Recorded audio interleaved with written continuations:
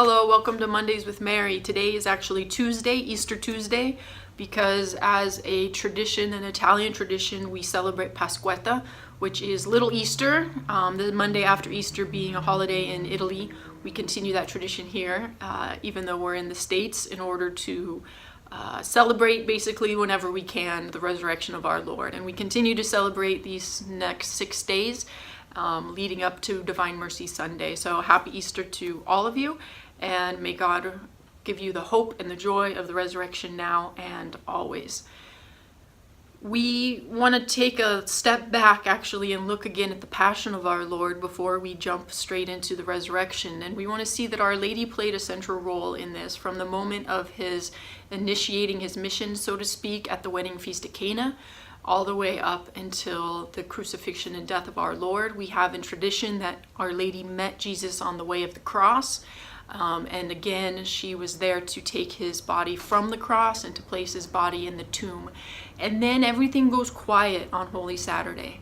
And another tradition that we have in the Institute is called the Hour of the Mother, or the Mother's Hour. And that is on Holy Saturday. We take some time. It's not a set prayer. The prayer changes every year.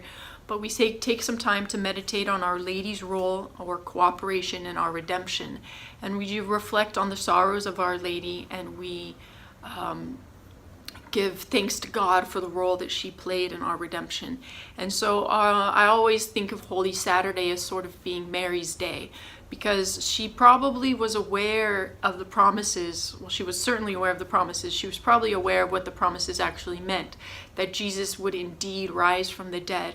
And so she would have been in mourning because her only beloved son would have been buried in a tomb, a borrowed tomb. But yet there would have been this anticipation of hope.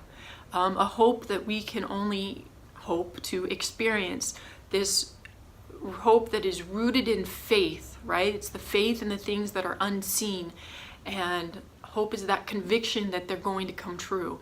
So Mary would have been convicted that Jesus indeed was going to rise from the dead. And so while it would have been a terribly mournful and sorrowful day, it also would have been a day of great hope.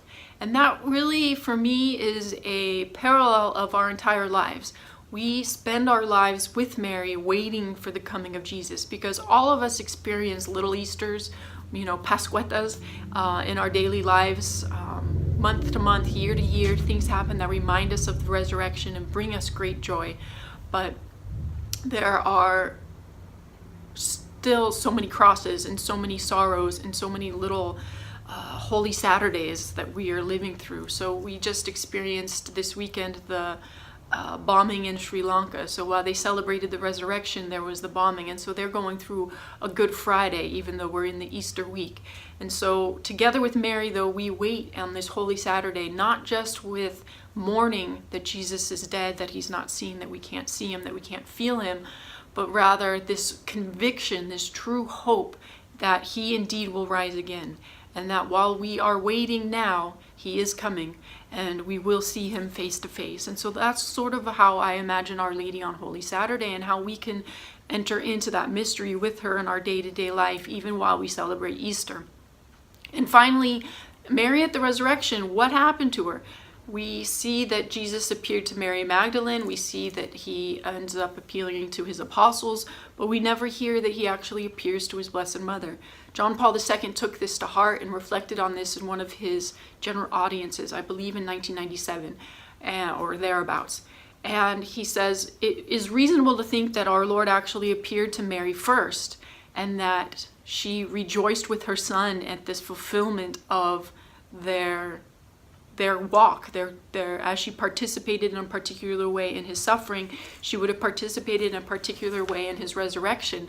But perhaps the gospel writers didn't find it necessary to write this down, because she had already participated in the redemption, so it would have been, in a sense, obvious that Jesus would have talked to his mother.